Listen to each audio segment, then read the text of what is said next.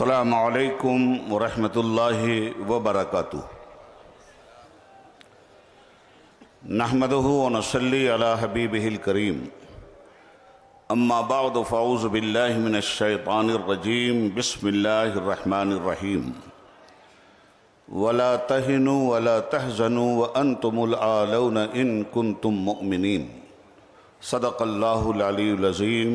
अल्लाहुम्मा सल्लि अला सय्यिदिना व मौलाना मुहम्मदिन व आलिहि व सहबिहि अजमईन। मोहतरम सदर इजलास, सदर all India Muslim personal board, फ़क़ीहुल अस्र हज़रत अल्लामा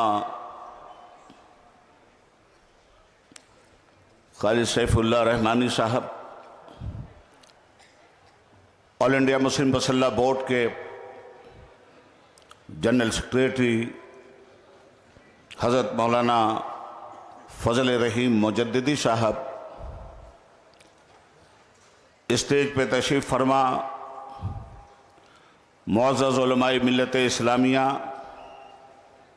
व आमाए दीन मिल्लत, शहर गुलशतान बेंगलोर की तारीख़ी सरजमीन पर रहने बसने वाले बुज़ुर्गों, साथियों, भाइयों, आज का ये अज़ीमुश्शान इजलास जो आखिरी कड़ी के तौर पर आम जलसे में तब्दील हो गया है, इससे कबल 2 दिन तक कंटिन्यू आमाए दीन मिल्लत ने मिल्लत के सुलगते हुए मसाइल पर काबू पाने के लिए दिन रात की जद्दोजहद की है और अब आपके सामने एक वाज़ेह और मुफस्सल पैगाम लेकर all India Muslim personal board आया है। खालिद कभी हाथों में अलम लेते हैं, तारिक कभी मौजों के कदम लेते हैं, हर दौर में उठते हैं यजीदी फितने, हर दौर में शब्बीर जन्म लेते हैं। मोहतरम हजरात, हमारा मुल्क 15 अगस्त 1947 को आज़ाद हुआ, मगर ये आज़ादी तन के गोरे मन के काले अंग्रेज सोने की थाल में रखकर हमारे हवाले नहीं कर गए। 1857 से लेकर 1947 तक इस मुल्क के हिंदू, मुस्लिम, सिख, ईसाइयों ने बेपनाह कुर्बानी दी है, तब ये मुल्क आज़ाद हुआ। हिंदुस्तान की आज़ादी में हर मिल्लत का, हर मजहब का, हर मसलक का, हर मशरब का खून शामिल है। मुल्क की आज़ादी के बाद हमें संविधान, दस्तूर हिंद बहुत दिनों तक नहीं मिला। इस मुल्क को कैसे चलाना है, इसके लिए बहुत पापड़ बेलने पड़े माहिरीन कानून को डॉक्टर भीमराव अंबेडकर साहब की सदारत में। मसला मुल्क की तकसीम के बाद कश्मीर से लेकर कन्याकुमारी की सरहदों तक और गुजरात की खाड़ी से लेकर, गुजरात की वादी से लेकर बंगाल की खाड़ी तक का था। आप हम सब जानते हैं कि इस मुल्क में दर्जनों मज़ाहिब हैं, इस मुल्क में सैकड़ों ज़ुबानें हैं, हज़ारों तहज़ीबें हैं और मुल्क इतना बड़ा है जिस मुल्क में रंगारंग तहज़ीबों और मजहबों के रहने पर एक बड़ी मुश्किल आन पड़ी थी कि आखिर हिंदुस्तान का दस्तूर कैसा बनाया जाए जिस दस्तूर के दामन में हर ज़ात की, हर बिरादरी की, हर मजहब की, हर मिल्लत की और हर रवायत की समाई हो सके। 2.5 3 साल लग गए हमारे मुल्क को दस्तूर देने में। मैं हिंदुस्तान की पार्लियामेंट का 18 साल तक कंटिन्यू मेंबर पार्लियामेंट रहा हूं, इसलिए इस बात को 2 मिनट में आपके सामने वाज़ेह करना चाहता हूं। मुल्क तो आज़ाद हुआ 15 अगस्त 1947 को, मगर इस मुल्क को संविधान और दस्तूर हिंद मिला 26 जनवरी 1950 को।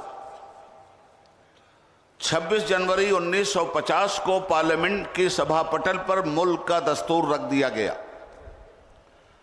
और दस्तूर ने यह तय कर दिया कि हिंदुस्तान को चलाने के लिए और हिंदुस्तानियों को एक धागे में जोड़कर रखने के लिए इसी कानून और इसी दस्तूर के मातहत तमाम हिंदुस्तानियों को अमल करना होगा।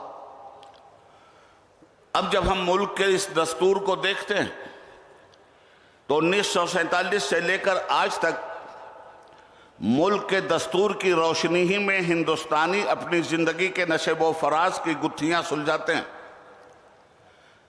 हम मेंबर ऑफ पार्लियामेंट की हैसियत से या हमारे आरिफ मसूद भाई एमएलए की हैसियत से या मिस्टर नरेंद्र मोदी पीएम की हैसियत से या मुल्क के राष्ट्रपति सदर जमहूरिया की हैसियत से या मुल्क के chief justice of India CGI की हैसियत से जब ओथ लेते हैं, हल्फे वफादारी उठाते हैं, तो हिंदुस्तान के कॉन्स्टिट्यूशन की बुनियाद पर मुसलमान कुरान लेकर हल्फे वफादारी नहीं उठाता, सिख गुरु ग्रंथ साहब लेकर हल्फे वफादारी नहीं उठाता, हिंदू गीता लेकर हल्फे वफादारी नहीं उठाता।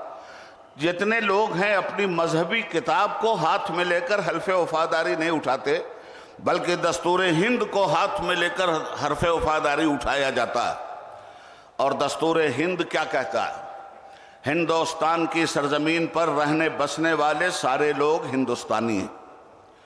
हिंदुस्तान में जितने मज़ाहिब हैं, हर मजहब की हिफाजत दस्तूर हिंद की जिम्मेदारी है। दस्तूर हिंद पे अमल कौन करवाएगा? अमल करवाने के लिए आपके सिलेक्शन से इलेक्शन के जरिए गवर्नमेंट बनती, और जो गवर्नमेंट अक्सरियत के साथ पावर में आ जाती है, उस गवर्नमेंट की जिम्मेदारी होती है कि उसूलों से मुनहरिफ ना होकर हिंदुस्तानियों को मुसीबत में न डालते हुए इनके मसाइल का सही हल तलाश करे। इस मुल्क की आज़ादी इसलिए नहीं हासिल की गई थी कि मंदिर और मस्जिद के नाम पर सियासत की जाए। इस मुल्क की आज़ादी इसलिए नहीं हासिल की गई थी कि लोगों के धर्म कर्म में हस्तक्षेप किया जाए।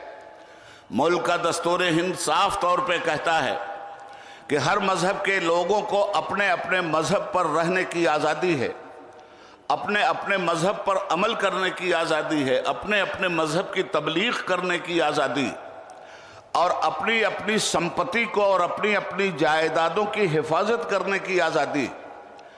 आप इस मुल्क में इस्लाम का प्रचार प्रसार कर सकते हैं, इसकी आज़ादी।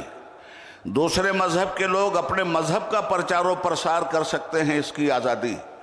आप इस मुल्क में मदरसे खोल सकते हैं, यूनिवर्सिटी खोल सकते हैं, कॉलेज खोल सकते हैं, ये आपकी आज़ादी। और इसी मुल्क में 2 तरह के कवानीन हैं।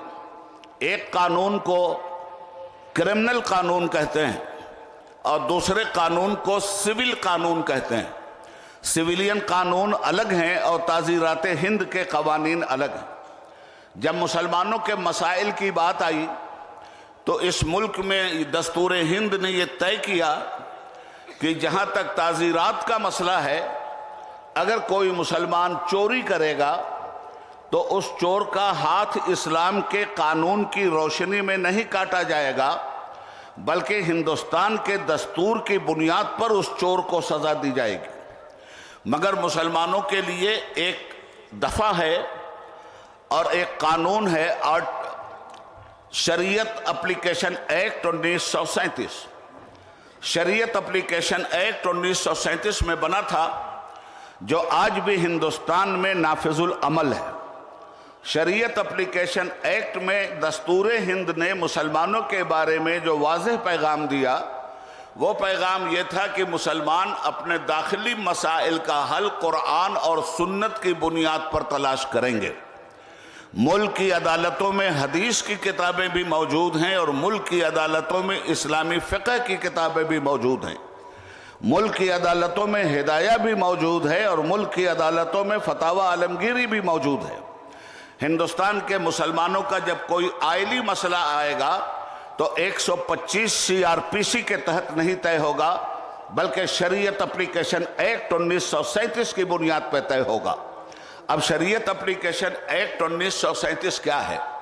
मुसलमानों के दाखिली मसाइल, निकाह का मसला, तलाक का मसला, औकाफ का मसला, कब्रस्तान का मसला, ईदगाह का मसला, मस्जिदों का मसला, ये सारे मसाइल अगर मुकद्दमात की शक्ल अख्तियार कर लेंगे तो इसमें गवर्नमेंट को भी इंटरफेयर करने का हक नहीं है और सुप्रीम कोर्ट के भी इंटरफेयर करने का हक नहीं है। ये मसाइल इंडियन पैनल कोड के तहत नहीं तय होंगे, ये मसाइल शरीयत एप्लीकेशन एक्ट 1937 के जरिए तय होंगे। ये औकाफ का मसला जो आज का सुलगता हुआ मसला है, वक्फ तरमीमी बिल मुल्क की फिरका परस्त जमात लेकर पार्लियामेंट में धमक गई। ये वक्फ जो है ये मुस्लिम पर्सनल लॉ में आता है, ये मुसलमानों के आइली कवानीन के तहत आता है, ये शरीयत एप्लीकेशन एक्ट 1937 के तहत आता है। इस बात को अच्छी तरह से समझने की ज़रूरत है। तो जब ये मसला शरीयत एप्लीकेशन एक्ट के तहत आता है तो गवर्नमेंट अलग से आखिर इस मसले पर दहशतगर्दी क्यों फैला रही है? ये मसाइल शाहबानो केस का अभी मेरे किसी मोहतरम ने हवाला दिया, गालिबन मौलाना असगर इमाम मेहदी साहब ने। शाहबानो केस क्या था? मध्य प्रदेश में एक शहर है इंदौर। इंदौर में एक मोहतरमा रहती थी, उनका नाम था शाहबानो। उनके शौहर थे मोहम्मद अहमद साहब एडवोकेट। उन्होंने अपनी बीवी को तलाक दे दिया था। उनकी बेगम उस तलाक के खिलाफ शहर की निचली अदालत में गई, मेंटेनेंस का मुकदमा दायर किया, जिसको हम अपनी जुबान में नानो नफका कहते हैं। छोटी अदालत से लेकर जबलपुर हाई कोर्ट की अदालत तक और जबलपुर हाई कोर्ट की अदालत से लेकर अदालत उज़्मा सुप्रीम कोर्ट तक मुस्लिम पर्सनल लॉ के खिलाफ कोर्ट का फैसला आया। कोर्ट ने फैसला दिया 125 CRPC के तहत। 125 CRPC क्या कहता है और शरीयत एप्लीकेशन एक्ट क्या कहती है? क्योंकि ये मुस्लिम पर्सनल लॉ बोर्ड का इजलास है और मुस्लिम पर्सनल लॉ बोर्ड बनाया ही हमारे बुजुर्गों ने इसलिए था कि मुसलमानों के इंटरनल मसाइल जो शरीयत के साथ वाबस्ता हैं उनकी हर एतबार से हिफाजत करना मुस्लिम पर्सनल लॉ बोर्ड का फर्ज है। आज उसी फर्ज को अदा करने के लिए हमारे ये जिस्म के एतबार से बीमार मगर रूह के एतबार से जानदार मुजाहिदीन मुस्लिम पर्सनल लॉ के ये नुमाइंदे आपसे मुखातबत की सआदत हासिल कर रहे हैं। मैं आपसे अर्ज करना चाहता हूं, शाहबानो केस में सुप्रीम कोर्ट की फुल बेंच का फैसला था, याद रखिएगा इसको, और 125 CRPC के तहत था। अब मैं ये बताना चाहूंगा, चूंकि मुस्लिम पर्सनल लॉ बोर्ड का ये इजलास है, थोड़ा सा मुझे मौका 10 मिनट का दे दिया जाए। मैं अर्ज ये करना चाहता हूं कि शरीयत क्या कहती है। उलमा और मुफ्तियान किराम बैठे हैं, शरीयत एप्लीकेशन एक्ट क्या कहता है? अगर आपने अपनी बीवी को तलाक दे दिया है तो इद्दत की मुद्दत तक का खर्च उसे आपको देना होगा और उसके बाद वो औरत भी आज़ाद है, आप भी आज़ाद है। मगर इसके खिलाफ फैसला ये आया और 125 CRPC के तहत मुस्लिम पर्सनल लॉ में इंटरफेयर करते हुए फैसला आया कि शाहबानो जब तक मरकर हिंदुस्तान से कब्रिस्तान नहीं पहुंच जाती या शाहबानो जब तक दूसरी शादी नहीं कर लेती तब तक उनको सारा खर्चा तलाक देने वाले शौहर को देना होगा। मुसलमानों ने अंगड़ाई ली। ये मसला 1984 1985 में चला और 1986 जुलाई तक चलता रहा। सुप्रीम कोर्ट की फुल बेंच ने मुस्लिम पर्सनल लॉ के खिलाफ फैसला दिया था। मुस्लिम पर्सनल लॉ बोर्ड इसी तरह मैदान में आया और मुस्लिम पर्सनल बोर्ड ने पूरे हिंदुस्तान में इसी तरह लाखों लाख मुसलमानों की मौजूदगी दर्ज कराई और हुकूमत को ये बताया कि है कौले मोहम्मद कौले खुदा, फरमान न बदला जाएगा, बदलेगा जमाना लाख मगर कुरान न बदला जाएगा। और नतीजे में 1986 में मुल्क की पार्लियामेंट में मुसलमानों 2:30 बजे रात तक पार्लियामेंट का सेशन चला है और 2:30 बजे रात में यह फैसला हुआ कि सुप्रीम कोर्ट की फुल बेंच का फैसला मुल्क की अदालत ने चूंकि संविधान के खिलाफ दिया है इसलिए इसे डिलीट किया जाता है, रिजेक्ट किया जाता है और शरीयत एप्लीकेशन एक्ट 1937 को बहाल किया जाता है। एक लड़ाई आप लड़ चुके हैं 1985 और 86 में और अल्लाह ने आपको कामयाबी दी थी। मुल्क की आज़ादी इसलिए नहीं दी गई थी कि एक की गुलामी से निकलकर दूसरे के गुलाम हम बन जाएं, मगर सफ़ेद अंग्रेज बड़ा होशियार था, जाते जाते काली औलादें यहां पैदा करके गया था। लड़ाओ और हुकूमत करो ये उसकी पॉलिसी थी, लड़ाओ और हुकूमत करो आज उसकी काली औलादों की पॉलिसी है। न सफ़ेद अंग्रेजों की पॉलिसी चलने देंगे न उनकी काली औलादों की पॉलिसी चलने लगेंगे। नाराए तकबीर, नाराए तकबीर। मुस्लिम पर्सनल बोर्ड दाखिली एतबार से मुसलमानों के मसाइल क्या हैं उन पर भी निगाह रखता है और खारजी एतबार से मुसलमानों के क्या मसाइल हैं उन पर भी निगाह रखता है। आज खारजी एतबार से हमारे हुकूक को हड़प कर लेने की और हमारी वक्फ इमलाक को तबाह करने की जो साजिश की गई है, मुस्लिम पर्सनल बोर्ड उस पर बेचैन होकर आज आपको बुलाए हुए है। मगर मैं आपसे कहना चाहता हूँ, इस मुल्क में 2 फैक्ट्रियाँ खुली हुई, एक इंटरनल फैक्ट्री है और एक एक्सटर्नल फैक्ट्री है। खारजी फैक्ट्री इस्लाम के दुश्मनों ने खोल रखी है और वो दिन रात आपको तंग कर रहे हैं, और दाखिली फैक्ट्री बदकिस्मती से मुसलमानों ने खुद खोल रखी है। ये शराब जो मुसलमान पी रहा है इसकी दाखिली फैक्ट्री का निकला हुआ है। ये जो ज़िनाकारी हो रही है ये दाखिली तौर पे मुसलमान कर रहा है। ये जो सूद खा रहा है ये दाखिली तौर पे मुसलमानों का मसला है। मुसलमानों को हुकूमत ने नहीं कहा है कि सूद खाओ, मुसलमानों को किसी बाहर की ताकत ने नहीं कहा है कि शराब पियो, मुसलमानों को किसी बाहर की ताकत ने नहीं कहा है कि तालीम मत हासिल करो। तो खारिजी तौर पर हमें तबाह किया जा रहा है। जुर्म यह है कि हम मुसलमान हैं और दाखिली तौर पर हम कोई ऐसा काम ही नहीं करते जिससे साबित करें कि वाकई हम रसूलुल्लाह की उम्मत हैं सल्लल्लाहु अलैहि वसल्लम। दुनिया की निगाह में आज हमारा जुर्म क्या है?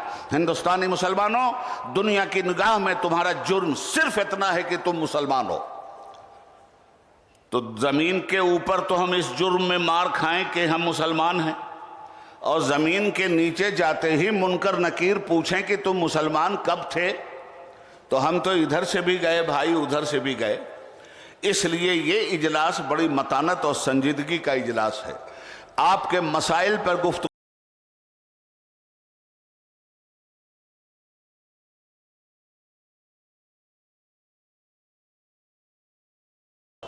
तो मैं आपसे ये कहना चाहता हूं कि क्या आप अपने अंदर की कमजोरियां खत्म कीजिएगा या नहीं कीजिएगा?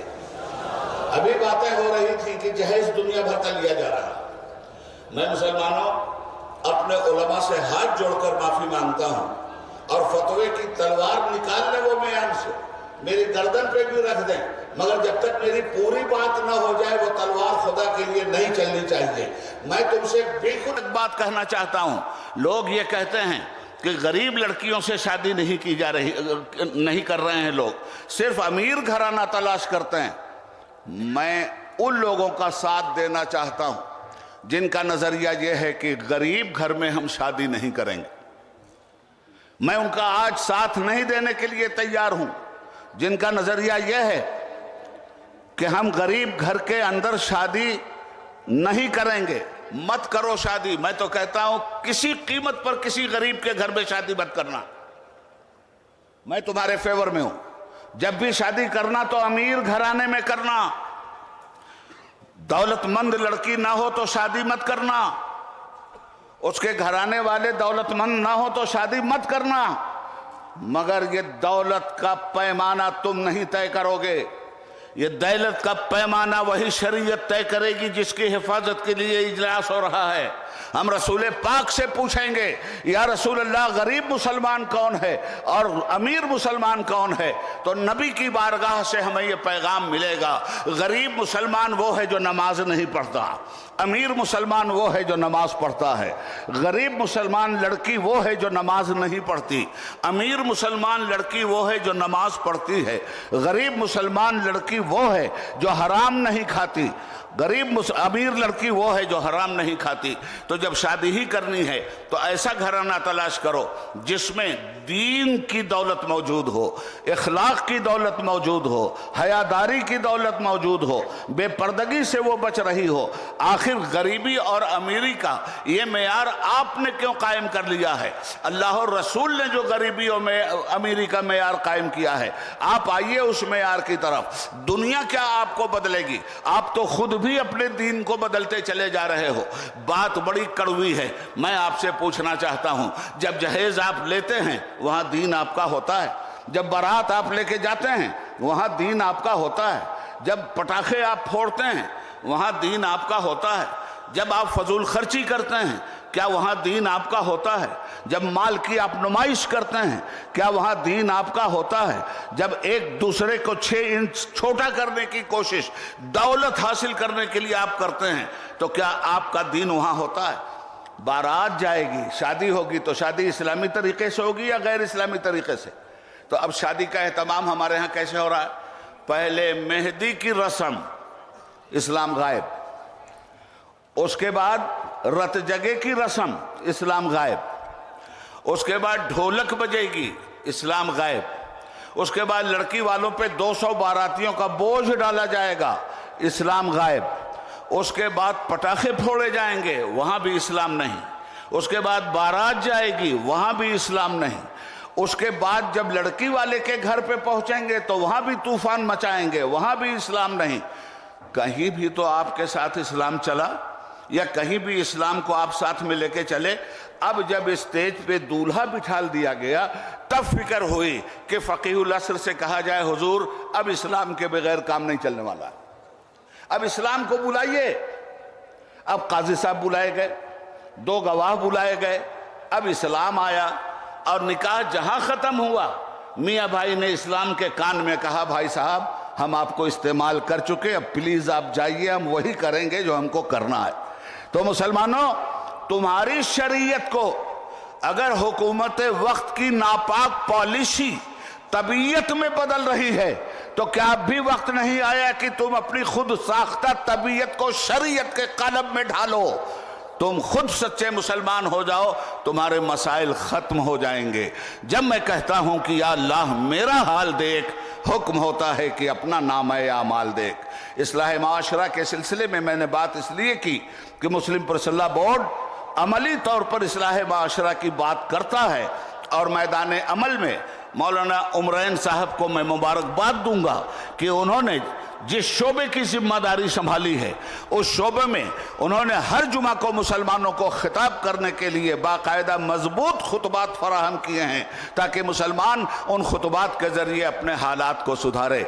मैं कहना यह चाहता हूँ, जिनके यहाँ कुछ हकीकत नहीं वो अफसानों को हकीकत बनाने जा रहे हैं और आपके यहाँ हकीकत ही हकीकत है, आप अपने अमल से उसको अफसाना बनाने जा रहे हैं। याद रखिएगा, मुसलमान सिर्फ मुस्लिम पर्सनल्ला के खिलाफ उठने वाली सरकारी ताकतों ही से नहीं लड़ेगा। मुस्लिम पर्सनल बोर्ड बदअमल मुसलमानों के बीच भी उसी तेवर से बात करेगा जिस तेवर के साथ उन भाई साहब से बात की जाएगी जिन्होंने आज एक मैसेज दिया है कि मुस्लिम हर हाल में वक्फ जायदाद बिल हम पास करेंगे। अरे हमारे देश की बदकिस्मती, आखिरी बात, ये देश बड़ा अजीब है यार। इतना दयालु हैं आप लोग, इतने दयालु हैं जिसका जवाब नहीं। एक साहब 2014 में आ गए थे और उनका भाइयों बहनों मैं चाय बेचने वाला, आपको रहम आ गया, दे दनादन दे दनादन दे दनादन प्राइम मिनिस्टर बना दिया आपने।